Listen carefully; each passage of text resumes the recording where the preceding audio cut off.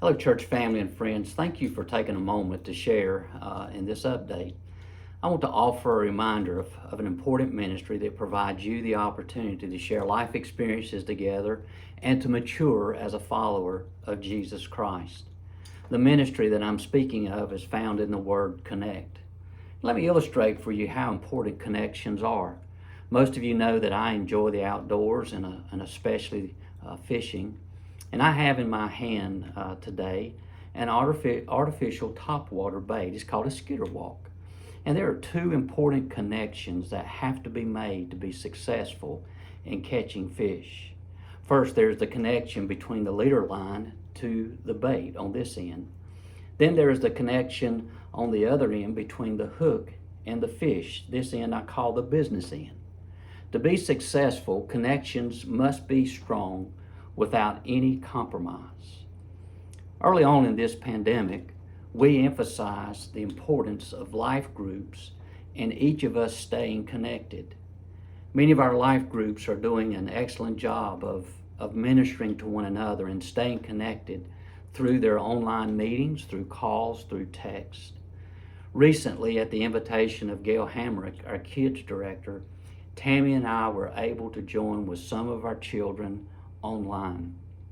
Though it was a brief time, it was encouraging and fun to interact with these children, their families, and several of our children's leaders. With the continued uncertainty of a time we can once again meet on our campus, I want to stress the importance of taking advantage of the technology that's available to us today to meet online. If you are not connected to an online life group, or if you are a leader of a life group and you need help with getting started, please let us know. You can do that by simply sending us an email to fbc@fbcgarner.org, and one of our staff will be getting in touch with you to help you get connected. I also want to share as a part of this update that the staff has started conversation among ourselves on how to reopen our campus. When to reopen is still a big question, but we're preparing for that day. I am sure we will find a wide range of emotions and opinions on how this should take place. But I want you to be assured that our staff is seeking advice and godly counsel right now on how to prepare for that day. The day when we are able as a church family once again to gather on our campus. But we want to do so in a way that is safe and responsible. To accomplish this, we are taking into considerations the needs of every age group within our church family, as well as our friends and those that are part of our community, from those who are the oldest to those who are the youngest. It goes without saying that this is a new experience for all of us. So as a staff, we ask for your prayers, we ask for your patience as we begin this conversation. And I want to close with these words from the Apostle Paul that he shared with the church of Ephesus. If you've been joining us with for our online Sunday morning services, then this is a reminder to you.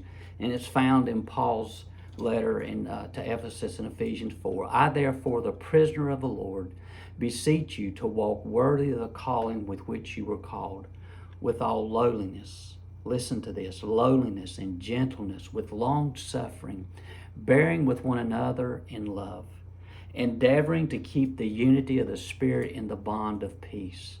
There is one body, one Spirit, just as you were called in one hope, one Lord, one faith, one baptism, one God, Father of all, who is above all and through all and in you all.